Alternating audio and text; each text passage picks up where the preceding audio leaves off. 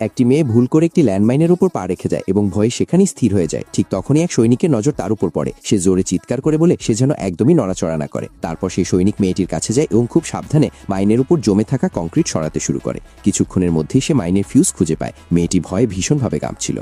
কিন্তু সৈনিকটি অবাক হয়ে দেখল মাটির নিচে চাপা পড়ে থাকা এই মাইনটি কোনো সাধারণ মাইন নয়। এর বিস্ফোরণ এত শক্তিশালী যে পুরো শহর কেঁপে উঠতে পারে। এটা শুনে মেয়েটি ভয়ে অসাবধানভাবে পিছিয়ে যেতে শুরু করে। সৈনিকটি সঙ্গে সঙ্গে প্রতিক্রিয়া দেখে তার জুতোর উপর জোরে চাপ দিয়ে তাকে থামিয়ে দেয়। তারপর সে মেয়েটিকে জিজ্ঞেস করে সে 10 সেকেন্ডে কত দূর দৌড়াতে পারে। কিন্তু মেয়েটি এতটাই ভয় পেয়েছিল সে আন্দাজই করতে পারছিল না 10 সেকেন্ডে কত দূর যেতে পারবে। সেই মুহূর্তে দুজনই খুব ভয় পেয়ে গিয়েছিল। বাধ্য হয়ে সৈনিকটি দ্রুত মাইনের কন্ট্রোল তার কেটে দেয় এবং সঙ্গে সঙ্গে মেয়েটির হাত ধরে সেখান থেকে দৌড়াতে শুরু করে। কিন্তু বিস্ফোরণ এত শক্তিশালী ছিল যে ভয়ঙ্কর ব্লাস্টের ঢেউ তাদের এক মুহূর্তেই মাটিতে ফেলে দেয়। বিস্ফোরণ থেকে তাকে বাঁচাতে সৈনিকটি নিচা শরীর দিয়ে মেয়েটিকে ঢেকে দেয়। সেই মুহূর্তেই মেয়েটি তার প্রেমে পড়ে যায় এবং চলে যাওয়ার আগে চুপচাপ তার একটি ছবি তুলে রাখে।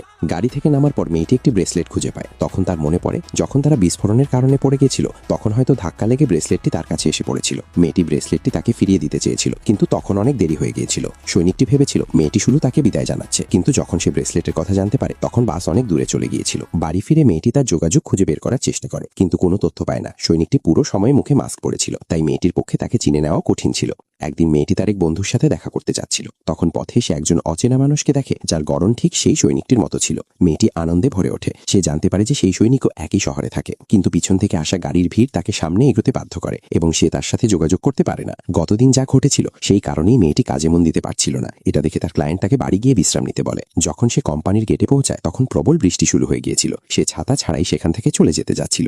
তখনই কেউ তাকে ডাক দেয়। মেয়েটি পরিচিত সেই কণ্ঠস্বর শুনে পিছনে ঘুরতেই দেখে সামনে সেই মানুষটি দাঁড়িয়ে আছে যাকে সে অনেকদিন ধরে খুঁজছিল। তার সাথে আবার দেখা করার জন্য সে আবার কোম্পানির বিল্ডিং এর ভিতরে ফিরে যায়। সে অনেকক্ষণ অপেক্ষা করে কিন্তু সেই মানুষটি আর দেখা যায় না। মেয়েটি চলে যেতে যাচ্ছিল, ঠিক তখনই সেই সৈনিক সামনে এসে দাঁড়ায়। কথাবার্তার সময় সৈনিকটি তার ব্রেসলেট ফেরত চায় কিন্তু মেয়েটি সেটি ফিরিয়ে দিতে চায় না। সে মিথ্যে বলে যে ব্রেসলেটটি সে বাড়িতে ভুলে এসেছে এবং পরের বার দেখা হলে তা ফেরত দেবে। এইভাবে মেয়েটি সেই সৈনিকের যোগাযোগ নম্বর পেয়ে যায়।